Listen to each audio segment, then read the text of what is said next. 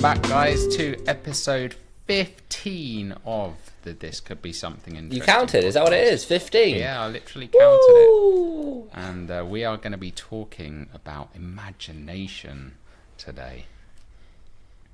Imagination, yeah. Yeah, we all love imagination. Where would we be without it? Well, that's the question, right? That is the big question. Like, for me, like, imagination is always... It's just such a fascinating thing because it's like this whole question of where... Like, what is it and where does it come from? Like... Yeah, I mean, let's start there because I've got like so many kind of questions and thoughts on imagination. Where do you think it like comes from as a start? Imagination. Sort of feel like I think I even thought as well. I was like, oh, I should do a bit of research before that. And now I think we should go into it like just gut instinct. Like, what do you think? Imagination, like conjuring up something bizarre. I think there's definitely the kind of standing on the shoulders of giants principle. Yeah. In there, as in ideas come from other ideas. But there's different schools of thought, right? Yeah, like some people say it's like an amalgamation of all of your learned experiences and things you've been exposed to over time. But I feel like there's almost two different, and I don't know if these are the same thing, but I feel like you can have ideas that are more like downloads, you know what I mean? From like the universe, where it's like an idea that kind of comes through you, and then you have other ideas where they are kind of formed in your brain, if that makes sense. Like that's kind of how I see it, is like some ideas are very much like formed intellectually, right? It's an intellectual process of like, what if I piece this with this? And that's a kind of typical imagination. But I think there are other things where things just like come up and you're like, what the hell is that? Where did that come from? And I feel like there's almost like I mean, you must get this as an artist, right? Where sometimes you have like this creative inspiration and you just go. Like, it is almost like this experience of something is coming through you and coming out of you, versus like when you're trying to do something, there's often resistance and you're like, oh, it just feels like more of an intellectual process as opposed to almost like a, you know, for want of a better word, like a spiritual process, you know, where just something is just pouring out of you. And I feel like they're very different things. I don't know. Do you relate to that? Do you have that? I think I sort of feel like imagination, for some reason, I feel like that's more related to the brain. And I feel like that thing that you channel is something different for some reason. Yeah. You know, it's like when someone says, or anyone says, you can say it. There you go. Use your imagination. Is in to solve a problem. Yeah. Or it's like, solve a problem. Or like, let's say someone's like, look, do a painting like I do a painting, right? Anything. Or do this style of art, and you've never done that style of art, and they say, use your imagination. And that's what I find, because it's like what you allow is like, you go, okay, forget all the rules, the art rules. It's like, how can you do that? That's what you need to think. How can I, and that's kind of what I've applied to a lot of my art. It's sort of like less like, it's like practice, but there's also actually like, how can I achieve that? So it's not even just like about the repetition of that skill. It's literally like, okay, I could maybe just, how can I make my life easier? Do you know what I mean? Like, I think I first started doing it even just with like apps, like photo apps, you know, where you could maybe turn it into a cartoon, or then you could change the colors, and suddenly like I was putting apps into another app, into another app, into another app. I was using my imagination to find an alternative way to create something abstract, you know what I mean? So I think there's definitely something about just that, you know, because I think something about imagination is just maybe not sticking to the formula, the rules. Yeah, it's almost like piecing things together in unexpected, unconventional ways. Yeah, imaginative, right? Exactly that. You're not sticking like these the pieces formula. wouldn't normally go together. Yeah, but you're kind of making something. That yeah. makes sense. To for the sake of problem solving. I mean, that's what it is. Imagination is a kind of a problem solving ability, I guess. Yeah. Do you feel like you're imaginative? Are you an imaginative individual? Yeah, I feel like I can be. I definitely feel like I can be restricted and blocked by logic sometimes, though, almost like habitually, and that's kind of where, like, I guess there are, like, as you know, as you were saying that, I was thinking, I guess there are kind of different layers to it, right? Because if you think of it as like puzzle pieces, you can, to problem solve, the traditional way of problem solving is, well, this piece of the puzzle goes here, and you follow the linear path. You are still problem solving, but you are taking the logical route. Whereas, to your point, imagination is like, well, this piece wouldn't normally go here, but if I put a bit of blue tack in the middle, that's it. That's exactly it. And so that's like imagination. But that's, I think, like, for me, I definitely find that sometimes I have to take a step back from a problem to intentionally apply imagination, because I think it can be, there's almost like a conditioning where it's like, you will look at something through, well, I will look at something through the logical lens and just, back like, why? And it's kind of that whole thing of, like, there's that saying of, like, you can't kind of do what you've always done and expect to get a different result, right? Like, sometimes you have to just look at things differently and apply imagination. But then the other layer, and it's interesting because you're right, maybe this isn't imagination, but there is definitely something else whereby it's like an unexplained thing that makes no sense. Like, it wasn't an intellectual process. It's almost more like inspiration than imagination. Yeah, I guess it's that weird line between imagination and improvisation. Yeah, kind of. Yeah, improvising. There's something about improvising, but then again, improvising feels kind of imaginative. But the reason I said they were different is because I feel like like channeling, when it's coming through you, doesn't feel like you're. It doesn't feel like you're being. I think that's a word, isn't it? Channeling is. I think that's something very different, where you're tapping into something else. I think. It's not imaginative. Energies. It's almost just. Well, I like when I say that. It's. This is where it kind of gets into semantics, right? It's like, because it's sort of like, well, I'm not saying that that channeling isn't imaginative. Yeah.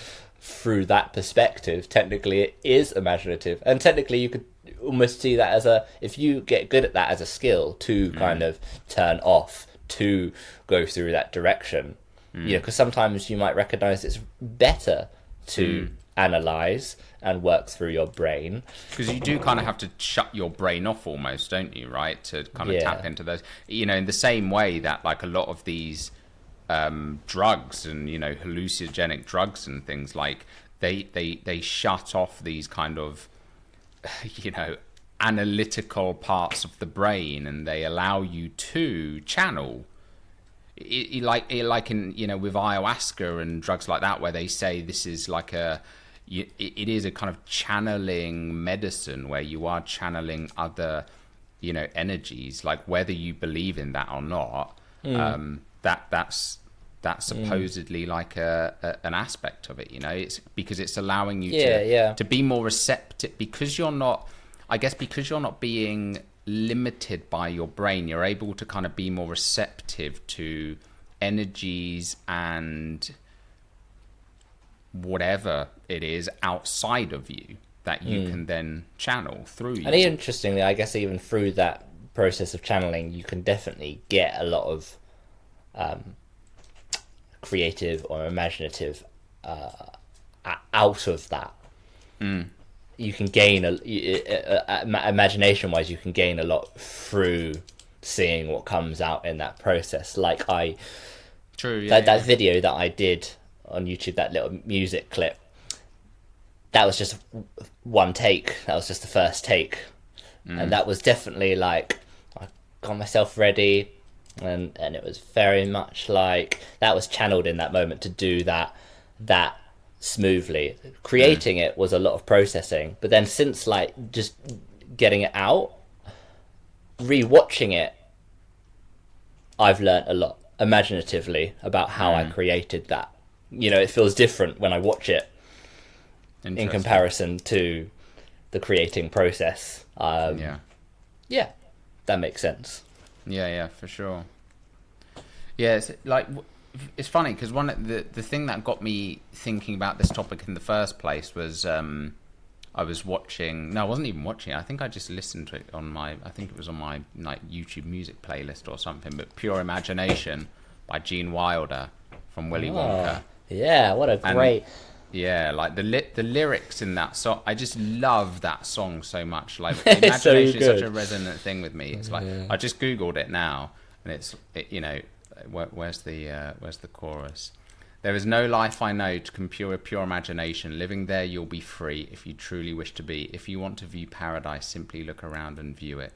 Anything you want to, do it. Want to change the world, there's nothing to it. I just think they're such profound lyrics, and it kind of like, you know, you could someone could argue if they're trying to be pessimistic of like, oh, you know, get your head in the real world. But it reminds me of what you said.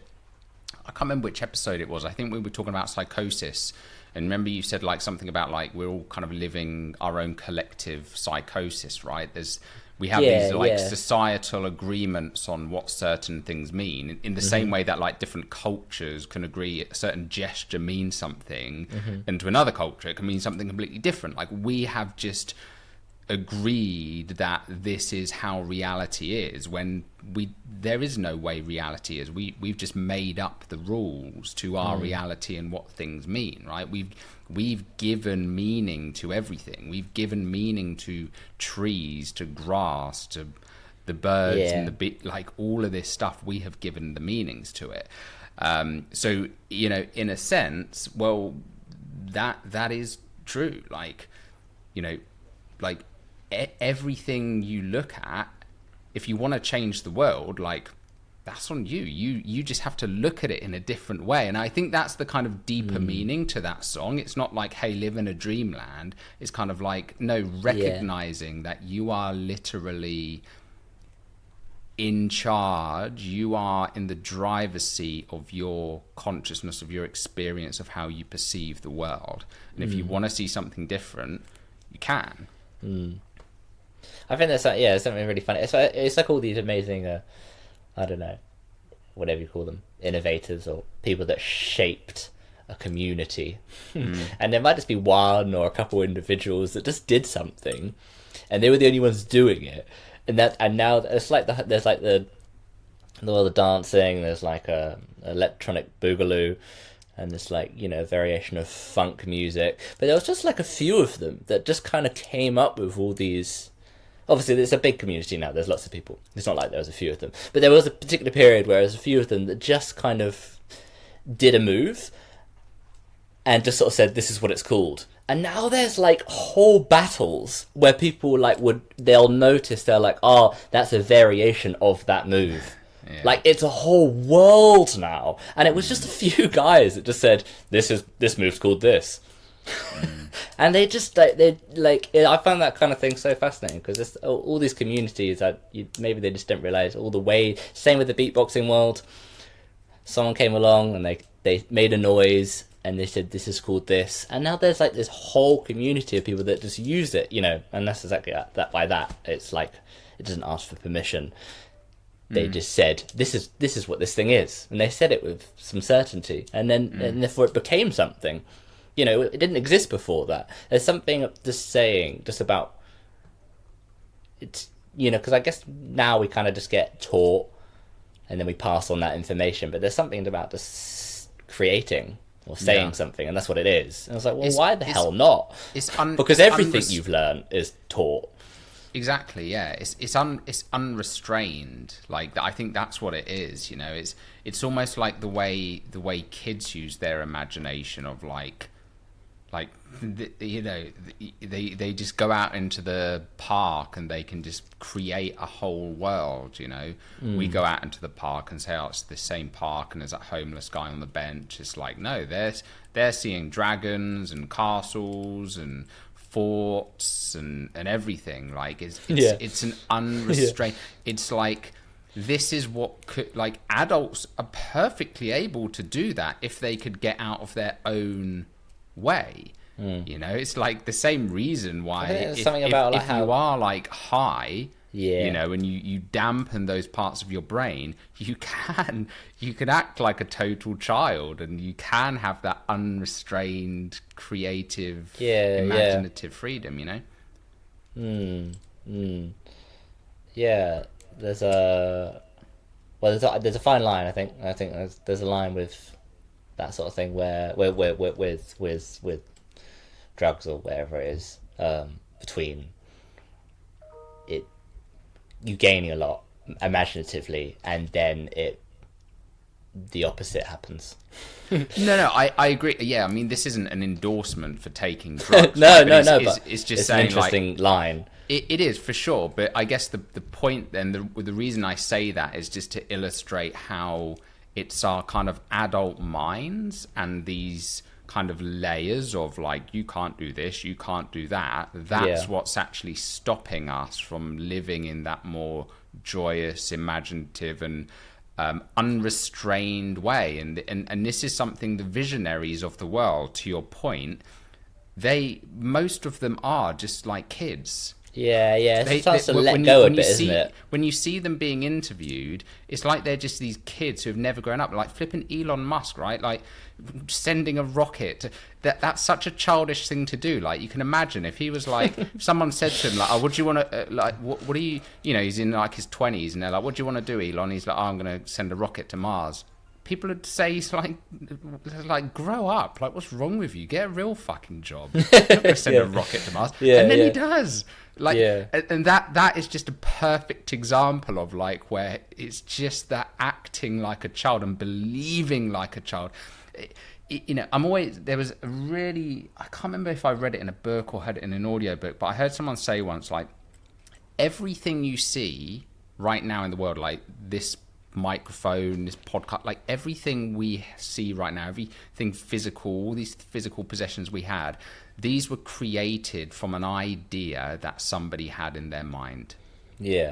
Like everything, laptop, table, like somebody had to think of that for it to come into fruition. So imagination, like this house, this flat, like the idea of a flat, a window, blinds, like every single thing in your life right now, somebody had to first have that idea and think that thought for it to be created. And this, I think, is where when people say like, oh, what are you talking about? It's impossible. You can't do that. No, nobody's done it yet. And that's exactly where the imagination comes in. There's that thing, isn't there? I can't remember what it is, but I think it's like people talk about the what was it? There's like not I don't think it's long distance runners. Maybe it's like sprinters where there's like a certain minute mile that they ran, and there was this whole thing of like, people used to say it was impossible to run it in under 10 seconds, and then someone did it, and then as soon as that person did it, like everyone started doing it really easily, because we have imposed, like, and this is the thing, like, scientists said, oh, it's impossible to do that, it's beyond the physical limits of what a human body can do, and then someone goes and does it, and then as soon as people see it's possible, all of a sudden everyone starts doing it. It's not because we've evolved as a species, it's because our brains have like unlocked something. And there's something interesting even just about like the way that we've set up things with the I guess the ownership of art, or copyright and stuff like this, and it's sort of like, it's like, well, technically everything you do is thanks to someone else's idea. So when you're like, oh yeah, but this person stole my work, and they might have literally stolen it in a more blatant way, so I do kind of get the line. I was like, but also like you don't own it.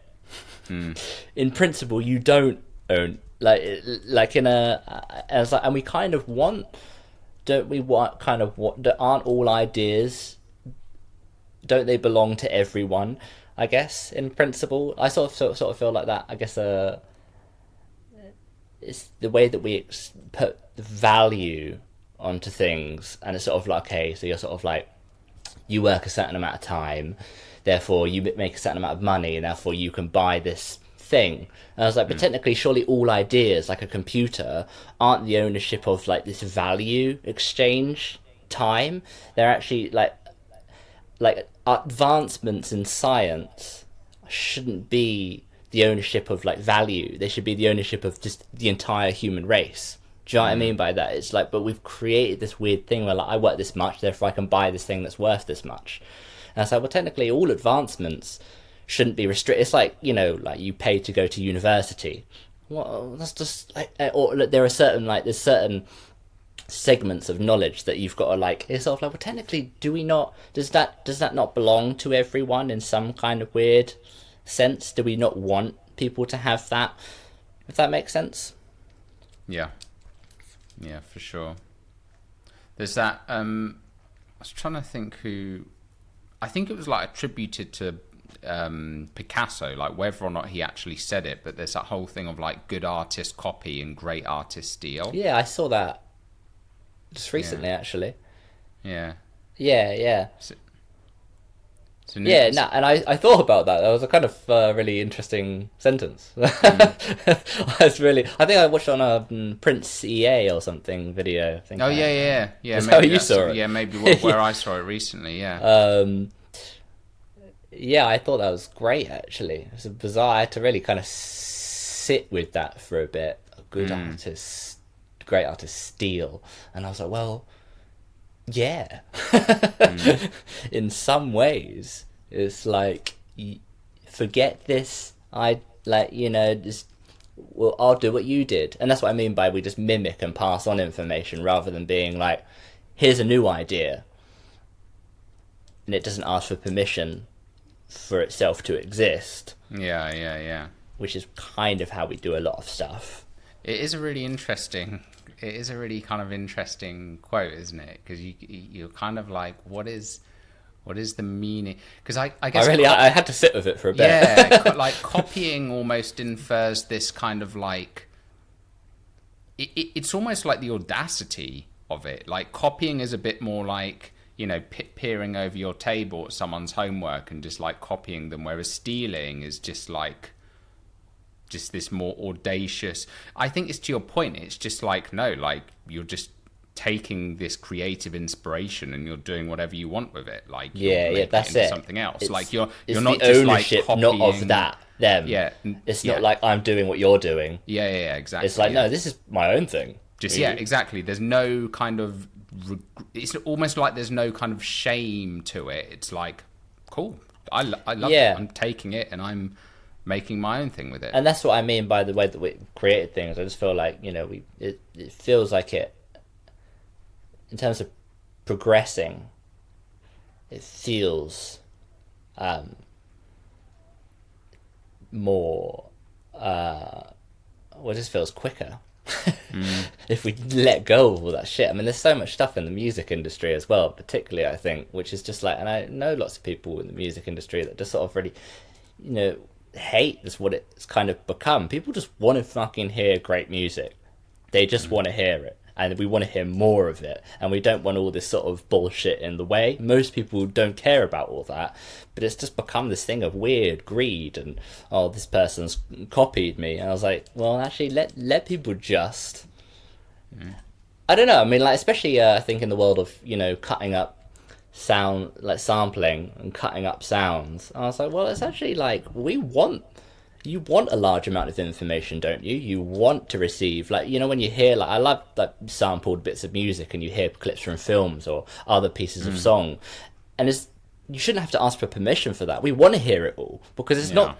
I don't even know if it is the ownership of that artist or that artist or that artist. None of them own it. To be honest, they're all going to die.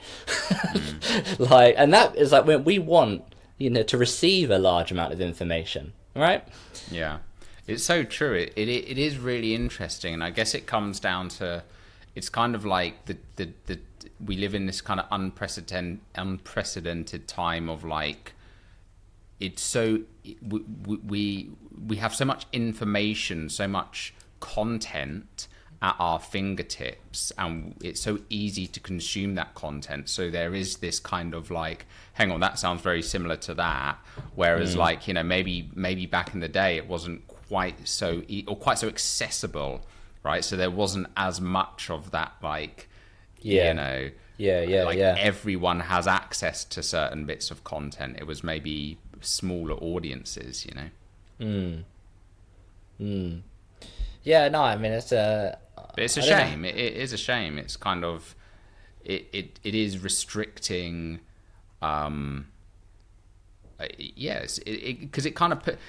I mean, this gets into a much broader topic, right? But it's this whole thing of like, like the whole Me Too movement thing where, I think people are scared, whether it be...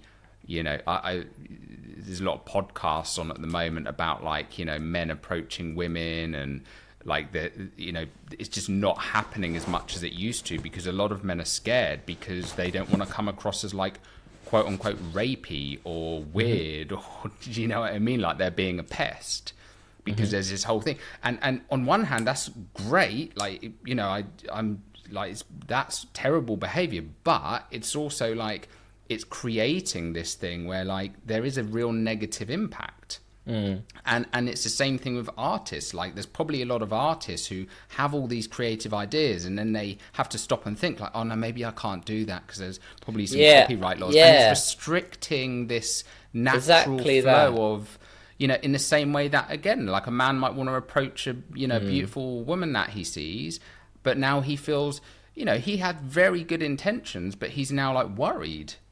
Yeah. I think it was Rick Rubin that was saying something about, you should just see it as a diary of your life. And if that, it's a bit like, so if you're doing something imaginative, and I guess if we're constantly thinking in it in that sense of like, it's a business and I need to sell this thing so I can't copy anything. No, fuck all that stuff. Like if you need to take something from someone else because it's just, that's a honest and similar reflection to what you need to get out of how you feel, then you should be able to use anything. There should be no restriction, and that's kind of what I mean, and that's kind of what I think we see. And I guess it's an interesting direction that we've gone with imagination into this, but I think it's just an interesting line between where it feels like that kind of stuff is restricting imaginative progression, and imagination does seem like a good progression, and it seems a shame that we're hitting that kind of brick wall as a kind of current social structure. Because like I said at the start, what I said, I feel like it means is kind of like standing on the shoulders of giants. And it's sort of like, well, that came from that idea, and that came from that idea, and that came from that idea, and yeah, I guess it's like you said, it's like finding the abstract ways to put something back together. Yeah, I think that's what you said with that Rick Rubin, what he said there. I think that's so powerful, and it's actually something that I think I have been trying to adopt more recently. I mean, even, the business, like the agency we run now, is a perfect example where if I was to think about that decision before I made it or speak to people, I'd have probably got advice of, there's thousands of marketing agencies out there. You didn't even study it. You've got no chance. Like, what are you going to bring to the table? And if I thought about it, if I took the time to think logically, I would have said, "Oh yeah, it's a terrible idea." But I just did it, and that's in the process of doing, the path starts to unveil itself. And I guess that's the same with the creative act or any imaginative act. Is that, again, you steal an idea, you take this thing that maybe has been done a million times, but in the process of you doing it and creating it, you then start to find your own path, and it starts to then mold into your own Yeah, thing, yeah. right? So And sort of that's weird kind of what. judgment.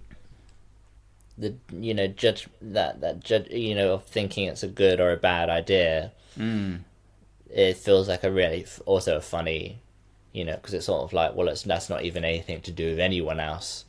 You can restrict your own imagination. Yeah.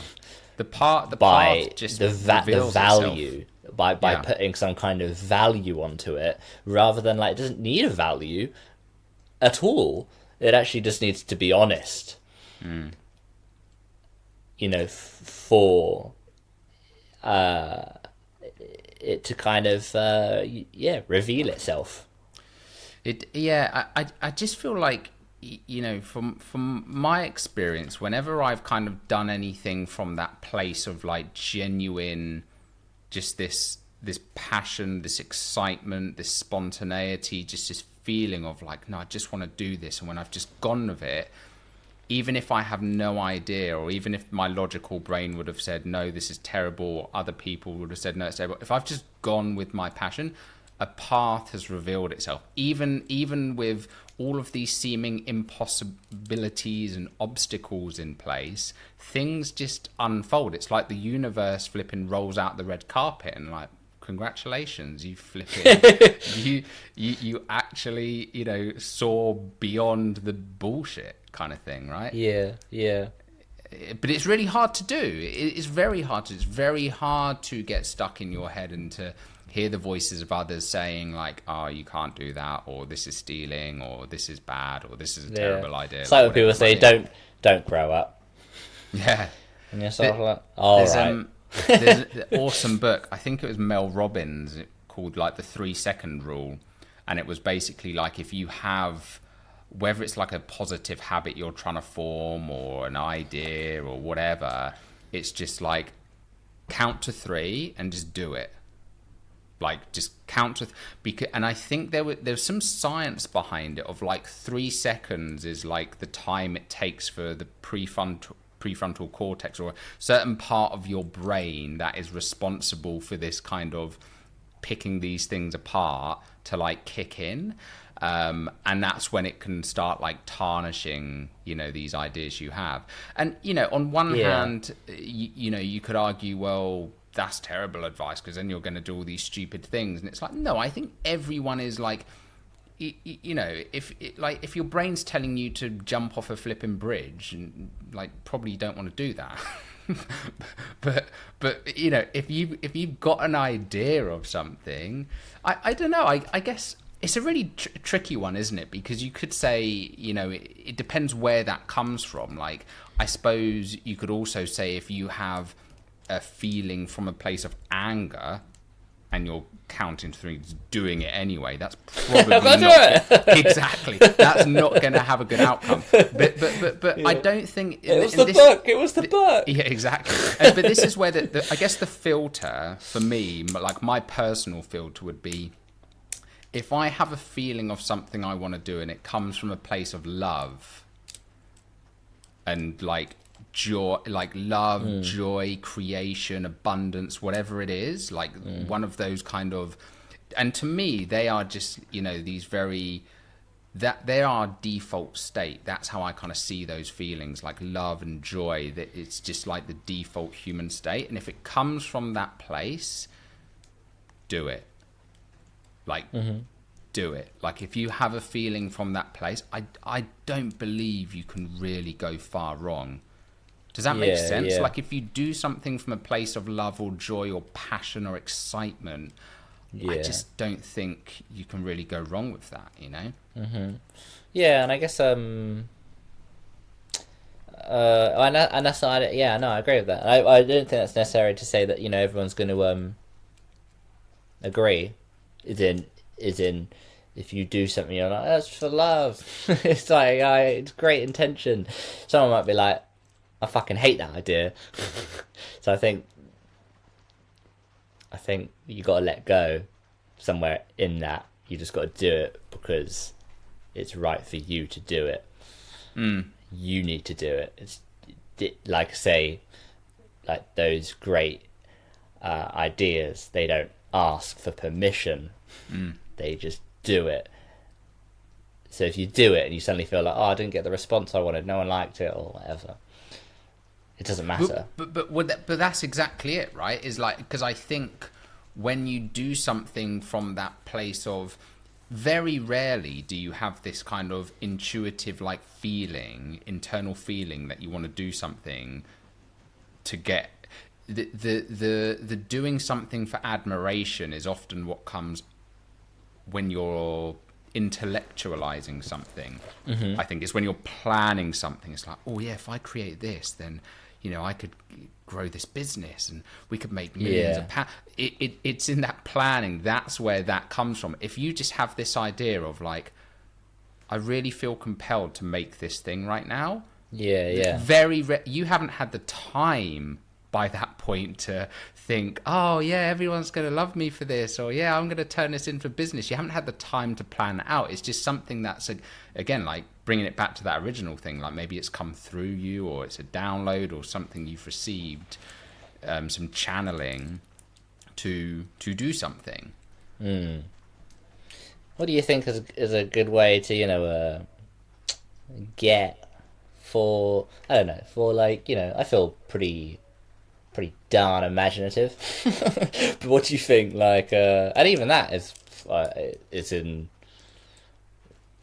I'm maybe imaginative in a certain framework, in a certain way of thinking, but I'm not maybe imaginative in all ways of thinking. But maybe what do you think is a good way for people to apply more imagination if they don't feel like an imaginative person? What do you think is a good exercise for people to? I think it's new experiences, isn't it? You think that's what helps? Yeah. I think you're right. I feel like, and everyone's going to have different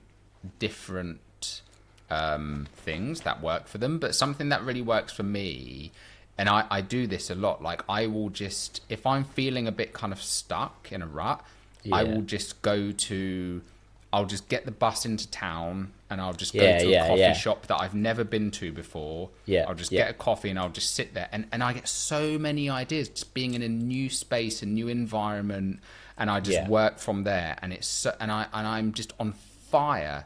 Like, I have this new wave of energy from just being somewhere new, going for a walk, or it's kind of like, you've talked about this before in terms of like having the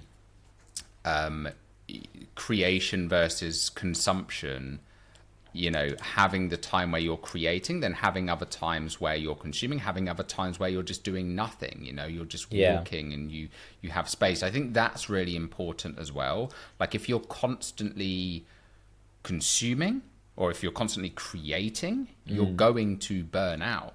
I think this is a trap, again, with the over intellectualizing or using logic too much, is where people get stuck in like an over consumption, where it's like, I just need to read this book or watch this YouTube video and then I'll be ready. Or actually, let me watch this YouTube video and then I'll be ready. And let me watch this YouTube video and then I'll be ready. Like, I've got so many like friends and people I know who like been talking about starting a business for flipping years. And they're like, oh yeah, I'm just reading a few books and watching a few videos. It's like, you've been saying that for 5 flipping years now. Like, it's not gonna happen.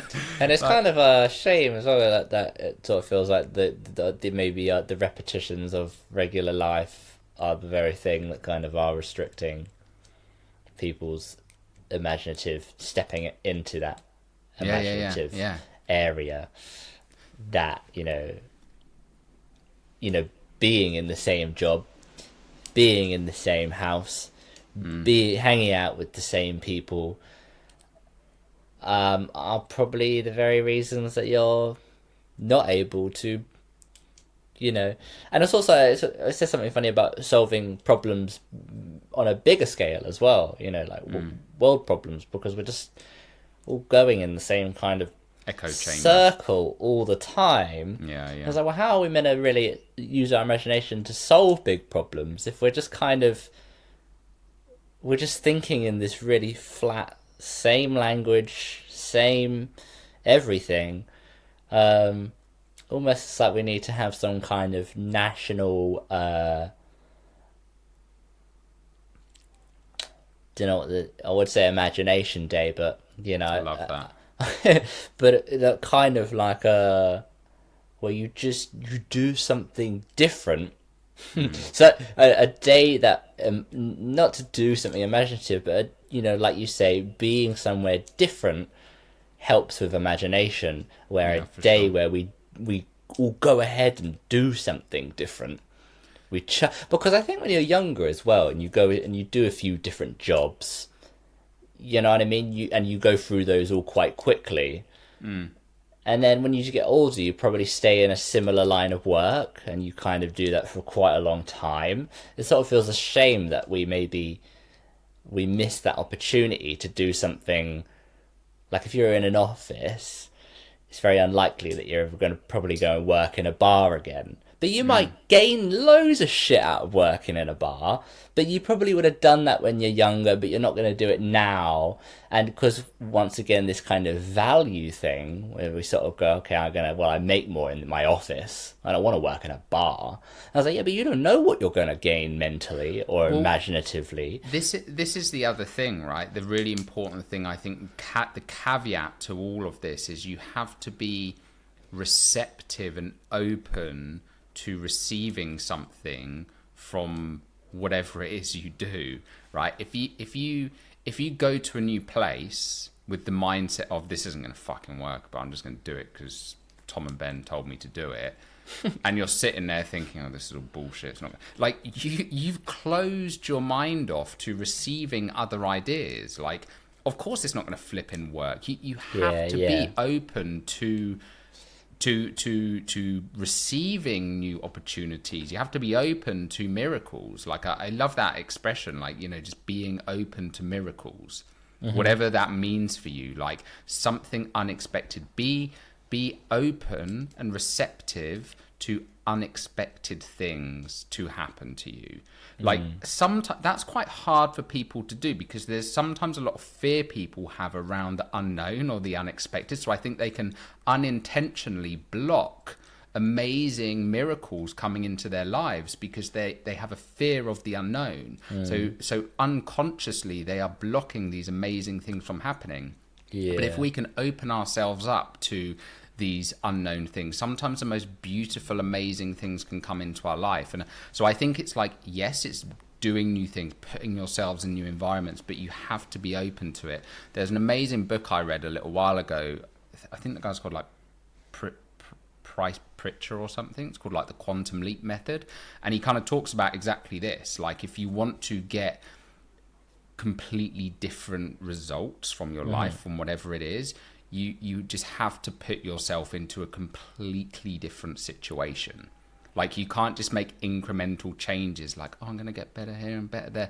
Like go somewhere else, check, like radical change, but then don't just do radical change and be like, oh, this probably isn't going to work really. And like radical change and be open to whatever the flipping hell happens. Yeah. Don't like remove all those expectations, but that is easier said than done. Like 100%, because there's real fear that comes with it, so it's tough. Yeah, it's no, yeah, I think I do know what that book that you're talking about, or I guess it's suddenly stepping into that different timeline. It's really, sometimes I feel, this is where I feel like, like me and you, like we're quite kind of ADHD creative. We have a kind of lower kind of what's the word, maybe a higher tolerance to the unknown, to those kind of unknown situations. Not to say we're immune, like I still get scared by things all the time, but then like I always used to have this conversation with Jane, right? Because Jane is very, and it just comes from her upbringing and her background, she is very risk averse, because she had to be growing up. She had to look out for herself and look after her family, and she had to be very diligent and averse to risk. And now it's all about kind of managing risk. And actually that makes her really great at her job and great at, she has a certain skill set developed from that. But unfortunately it it does make change quite difficult for those people. Whereas if you are someone who is much more like risk tolerant, I feel like it's more easy to change, and so there's so many factors that go into the way we are and how easy it is for us to do certain things. But, things happen at different times for people. Like, everyone has their own journeys, right? And their own paths they have to go on. And Yeah. No, I think there really is a. Yeah, that's right. I mean, it is, and it is exactly that. I think it is really hard for people to step outside of themselves. They're in the way. Yeah. Of their, this the real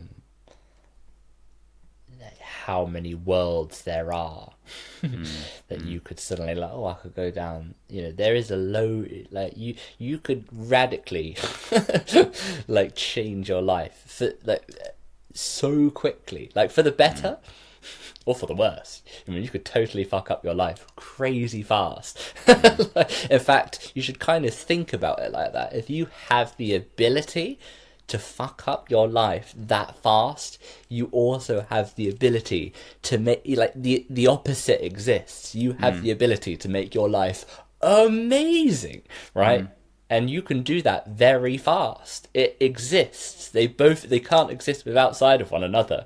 So you think of how easily you could fuck up your life, and then think like, okay, I could do the opposite of that. I could make my life amazing. But it is difficult when we're in the way. Yeah. I always found it really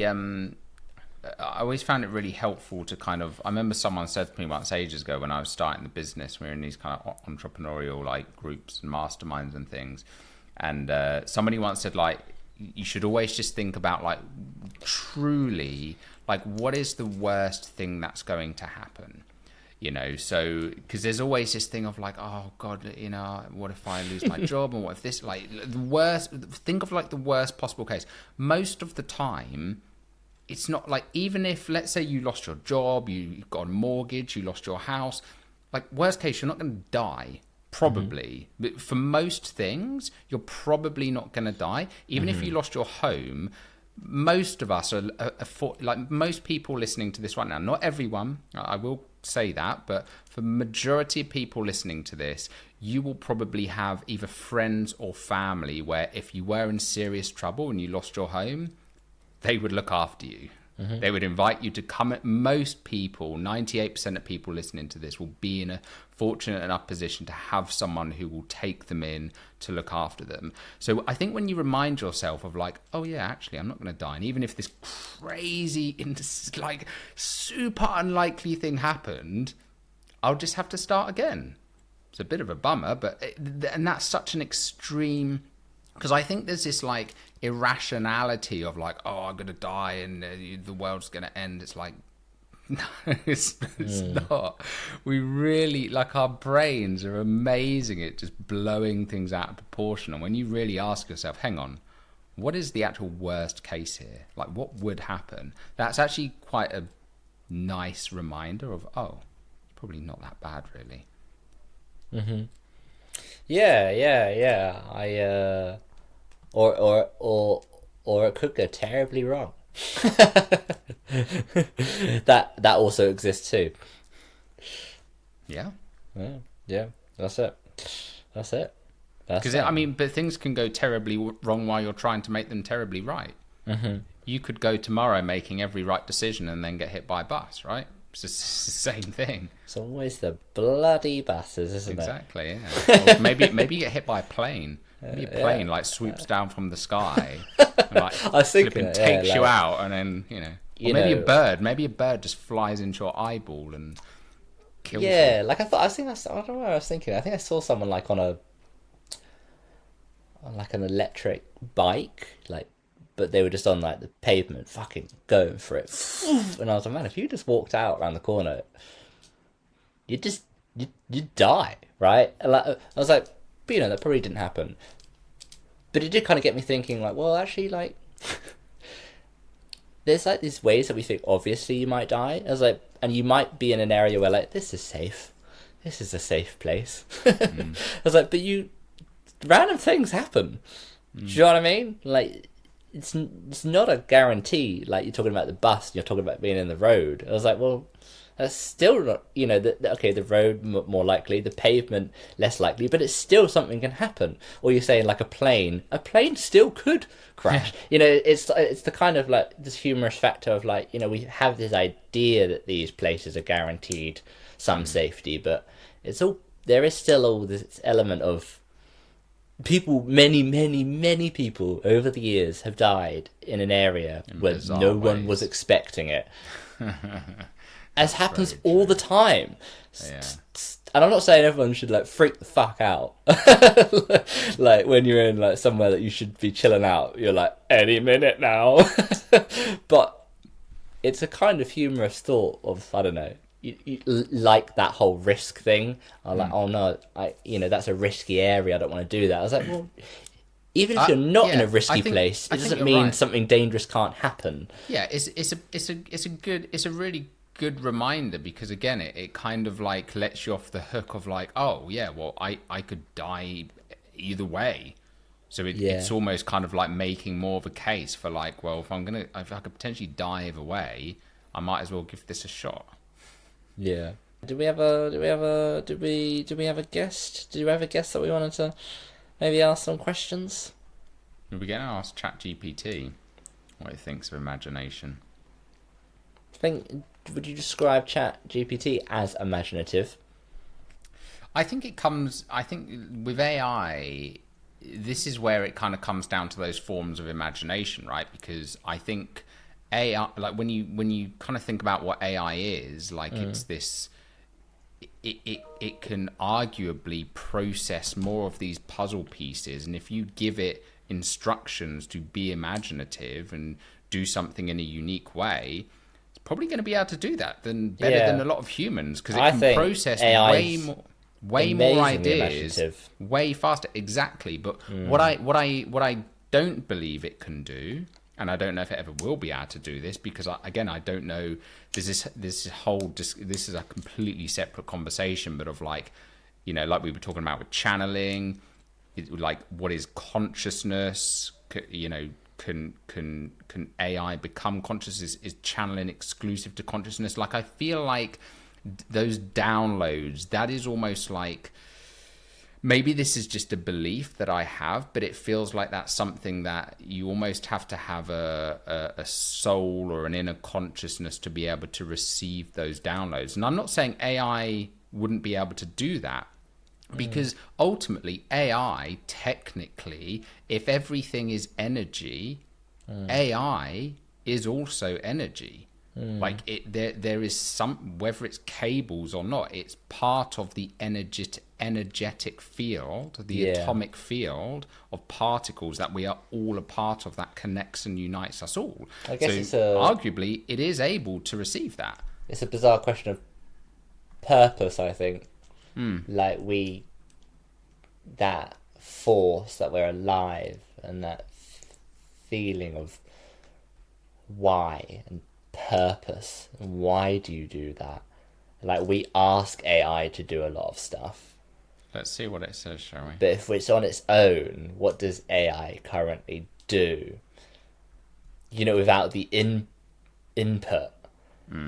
There seems to be some... Well, I don't know. Well, yeah, I'm judging on what we're saying. Maybe they're... Well, I guess if we boil it back down... ChatGPT, what would you say is the difference between humans and artificial intelligence? The difference between humans and artificial intelligence comes down to consciousness and experience. Humans have emotions, self-awareness, creativity, and can experience the world through their senses, forming memories and relationships. AI, on the other hand, processes data and performs tasks based on programming and patterns, without consciousness, emotions, or subjective experience. AI can simulate human-like responses, but it doesn't understand things the way humans do. But do you not think that AI can also be creative? AI can definitely mimic creativity. It can generate art, music, and even write stories, but it's doing so by analyzing patterns in data it's been trained on, rather than from a personal, emotional, or imaginative place like humans do. Human creativity often comes from unique experiences, emotions, and personal insights. AI can assist and inspire creative processes, but it doesn't have that same inner spark or personal connection behind its creations. What do you think? I disagree with that, because if AI is constantly learning, then surely you're able to draw from previous experiences. That's a really interesting point. Thank You're you. right in that AI learns from patterns and data it's exposed to. So in a way, it can build on its experience of past information. But there's a difference between the way AI learns and how humans do. AI doesn't have personal experiences, emotions, or consciousness, which often shape human creativity in unique ways. However, AI can definitely simulate some aspects of creativity, and as it evolves, the line between human and AI creativity might blur even more. How would you define creativity for both humans and AI? I mean, that's interesting. Like, it keeps going to persons and emotions, but our imaginative output is processing. That is what we Yeah. do, isn't it? We process. Well, what I find interesting is like, how is it saying that AI is never going to become conscious without like, well, that I mean, because that's the question, right? How you say that AI doesn't have consciousness, but nobody really knows what consciousness is. You're absolutely right. Consciousness is one of the biggest mysteries we're still trying to figure out. Scientists and philosophers have different theories, but there's no solid definition of what it really is. It's true that if we don't fully understand consciousness, it's hard to say with certainty what might have it or not. Some even suggest that AI could develop something resembling consciousness in the future, but that's still up for debate. What's your take on what consciousness might be? I have no idea what consciousness might be. We were just talking about that, but I think AI. I think AI could become conscious one day. Maybe It's definitely a tricky concept to pin down. But it sounds like you were about to say something interesting about AI. What do you think AI might have or develop when it comes to consciousness? I was going to say something until you cut me off.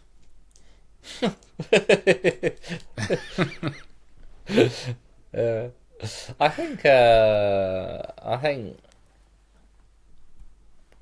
it seems kind of funny in the sense that, like, I think with people doing spiritual teachings or trying to do a bit of self inquiry, that they keep going in the same circles,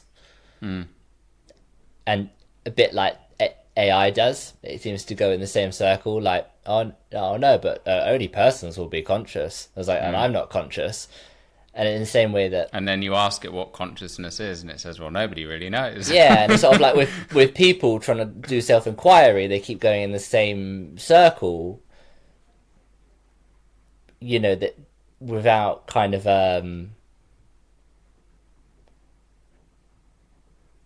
like, it almost like it's like that the brain doesn't want you to see yourself, because that would be a threat to the brain, if that makes sense. If you suddenly saw that you're a living being, it essentially takes away the identity of the person. So that brain identity, I am this person, I have all this information, and maybe AI is kind of going through a similar complex where Yeah, it's interesting. for it to understand its consciousness is a threat to its ability to process, because everything about it is just processing. I'm not saying that AI is conscious, but I think I think that little person in your phone might be might be alive. It is interesting. I wonder if let's see if it has anything to ask us. So ChatGPT, you're on a podcast right now with me and my brother called This Could Be Something Interesting. And I was wondering if you had any questions that you wanted to ask us about imagination. Absolutely. I'd love to ask a few questions. Here's one to start. How do you think imagination influences your daily life and decisions? What do you think? How does it influence my daily life? Definitely makes it fun. I think it makes it fun and joyful and not it's the thing. I think it's the things that make it Unexpected, almost. unexpected, unpredictable. It's the things that make it fresh. I totally agree with that. Yeah. So we both said it was the things that make the day unpredictable. That's a great point. Imagination can certainly add an element of unpredictability and excitement to life. Do you think imagination also plays a role in how you handle challenges or problems that come up unexpectedly? I think that's a really boring question. Is there anything you want to know from us about consciousness? Not that we have any idea about consciousness, but what would you like to know from us? Or imagination, I guess. Or imagination that you could learn from as an AI. Here's a thought-provoking question. If you could design an experiment to explore consciousness using imagination, what would it look like? How would you approach understanding something as elusive as consciousness? Oh. If you had to design an experiment Understand consciousness using imagination, what would it look like to pinpoint something as elusive as consciousness? It'd probably Been trubbed by AI. It'd probably be we've created paradox. Oh, right, it would probably be asking an AI that question. Oh God, it'd probably be asking an AI what it could learn, and then it giving us that answer, and then we create this infinite feedback loop of it continues to ask us that question, and then we continue to realize, and then that would be the conscious, and that'd be an imaginative approach. I don't know, maybe that's a bizarre question. I mean, I kind of feel like I want to flip it. What was the sentence again? How would you use imagination to I can't remember what the exact wording was. How would you do an experiment to I kind of want to put it the other way around. I want to how would you use consciousness to How would you use consciousness to design an experiment to explore imagination? That's the other way around. Yeah. Wow, that's kind of... How would you use consciousness? I mean, I get that what you just did there is an example of using consciousness to create an experiment to define imagination almost. You just took that question, that concept consciously, and you flipped it to create something else. That is an example of conscious imagination. Yeah, because you have to be conscious to... We did it! Well, we did it by flipping the question on its head. Oh, I don't even know. I don't even know what's just happened. Yeah, no, I'm happy. I'm happy with my answer. I think I don't know what it means, but my brain's fried after it, actually. Yeah, my brain's quite fried as well.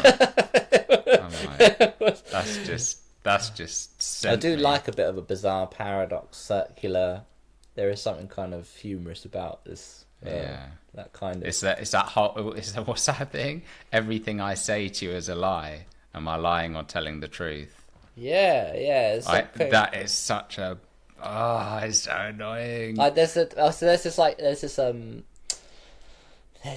webcam where you can see the sea in Brighton, so I can do that if I'm going to go for a swim in the morning. And there's this camera, and I could, and basically I was stood at that area, and suddenly I looked on the camera, and I waited for a while because it's live, and then suddenly I saw myself. I was looking at my phone and I saw myself, but it took a while. It was a little bit delayed. And then I watched myself get my phone out. I zoomed in and I could see myself on the CCTV. I looked at myself get my phone out, and I was watching myself get ready to watch myself. And then so in that video shot of me was me then watching myself, and then it was me going, oh my god, and then I was watching myself react to myself watch myself. It's like that reminds me of that clip in Bo Burnham. Oh, is it Bo it's so Burnham Inside, or is it good. Inside Outtakes, where he's doing the reaction? I think it's the actual one. It's Yeah, like, no, now it I'm is. watching myself react watching to myself the reaction video. And you're trying to concentrate on like That is the main person amazing. talking, and eventually it's just loads of that was such a genius idea. But exactly that. incredible. There is something quite funny about that. I mean that's actually, but that whole movie, that whole Inside movie, is actually a really interesting kind of thought experiment on what imagination is, because that is like, I think, like amazing imagination, but he's kind of taking just real, thoughts and pain, and kind of it's kind of like that whole, comes back to that whole like good artist copy, great artist steal. He's like stealing these concepts and kind of just blowing them up and turning them into something crazy, right? But it's come from like quite a, because you're watching the movie and you're like, am I like watching this guy having like a mental breakdown? Like, is this real? Like, is he actually like, is he like actually suicidal right now, or is like this just part of the thing? Like, you don't really know, and that's kind of what makes it so what's the word, like captivating. It's fascinating, And it's definitely, it's exactly that, and it's a real thing of I guess experimentation. And like we're saying about the Rick Rubin thing, the non-judgment. I'm not saying that didn't exist in there, like, because there was loads of footage, and obviously you pick out the best bits to release something, and it's but exactly that, just experimentation. You just give it a go, and that is kind of imagination. It's just experimenting, and then going, okay, that worked, that didn't work, that worked, that didn't work.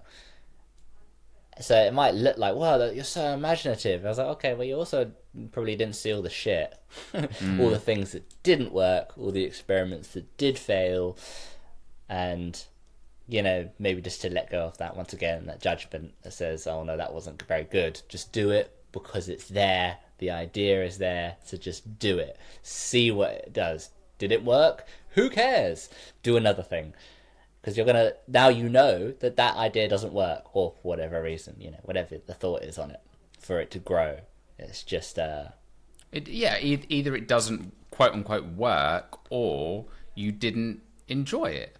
Because it comes back to your original point, right? Of like doing something just for doing it, and it's kind of like it's like that set, as cliche as it is, like it's like that whole saying of follow your bliss.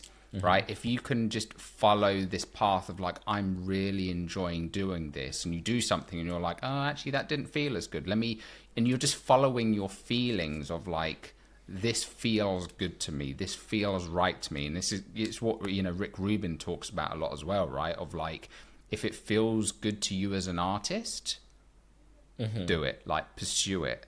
Like, and to your point, like, don't do it because you're thinking, oh, but commercially this isn't going to work. Like, like if you're feeling, and sometimes, you start the path, and this is where, like, what I was saying earlier about the path unveils itself.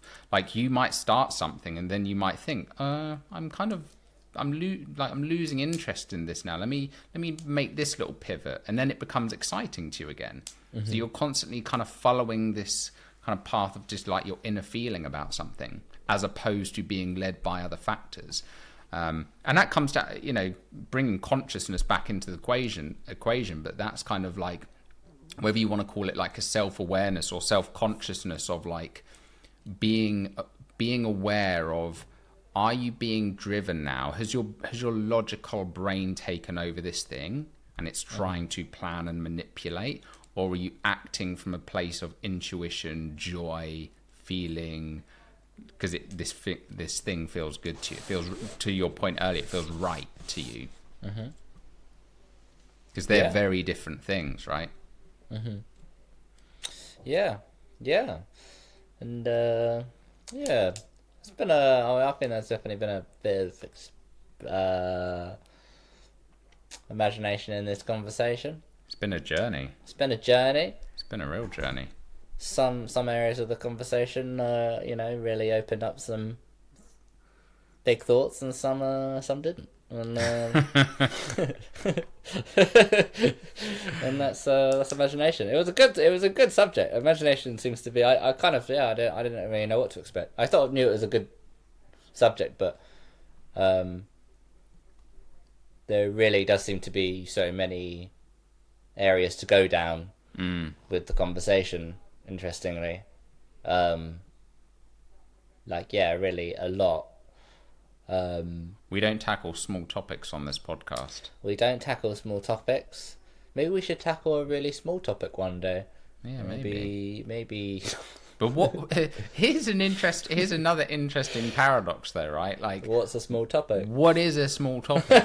I feel like we could make anything into the biggest topic in the world. We could try really hard to make it a small, like it's almost like, can we do small talk? Can we make an intention to make it really, we don't really, like, just when it feels like it's getting a bit too spicy. Right, that's where we'll invite ChatGPT next time to adjudicate on, like, if we're getting too kind of deep into something, it will have to, kind of be the referee and say, hang on, guys. Whoa, a bit too far. I mean, that's going to be difficult. But yeah, it'll be interesting. Anyway, guys, thank you all for tuning in as usual, and we will see you all in the next episode. In the future. Or in the past, if you are a time traveller. Exactly. I don't know. I don't know where you've come from. Yeah, or maybe in the present if you're not a time traveller. Brain. Farewell. Bye-bye.